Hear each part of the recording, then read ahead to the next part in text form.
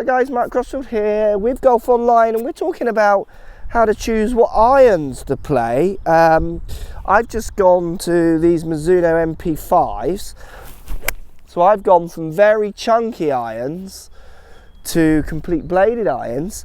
And lots of people are obviously always looking to change their equipment, maybe think about new irons and what different irons could do for them. So let's have a little chat about what I think irons could do for golfers. Now for me, lots of people try to base it on handicap. I don't base it that way. So I wouldn't say I'm particularly the best iron player in the world, but I've got one of the kind of less friendly irons you could have in theory.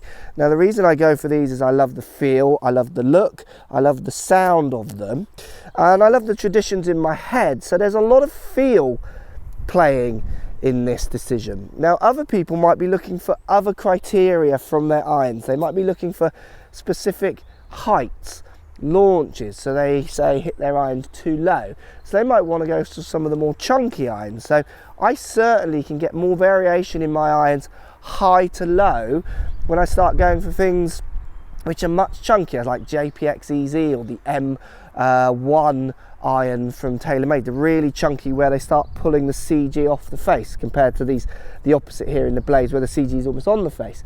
So if I was looking for extreme height changes, let's say I'm playing in America on really fast hard greens, I might not be able to get away with these, I might want some different heights. That's where you might go for a chunkier iron over say a smaller bladed iron. Other things you might be looking for is, lots of people talk about MOI, so the forgiveness of the iron when you start missing the center of the face.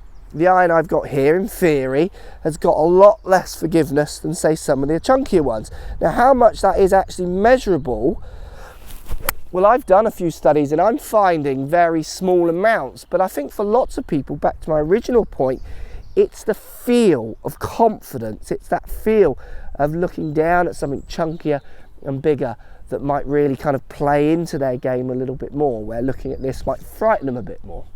Now you've got other things like offset, which you might buy on. So this is where the leading edge of the club sits back from the neck.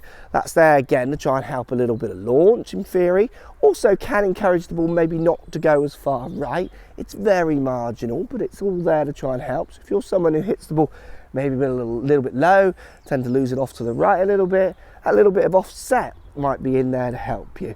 The other thing with offset, too much offset for some golfers, they don't like the look of. Some golfers don't mind. Again, we're back to that feel aspect. When it comes to choosing irons, the most important thing I want my students to have when they're hitting their irons is I want them to enjoy the looks and the feel and the sound of them. I want them to be putting them down by the ball and wanting to hit them. So it's something I'll work with them towards. Then I want them to have a manageable length of club. So not too long and not too short.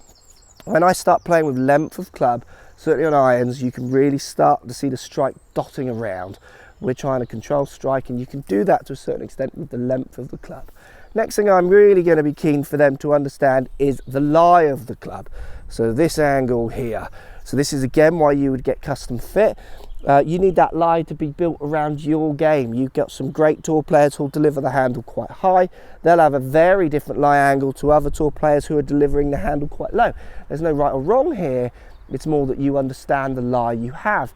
I have lots of students come for lessons who have quite extreme lies in their clubs and they'd have no idea why, and that always upsets me.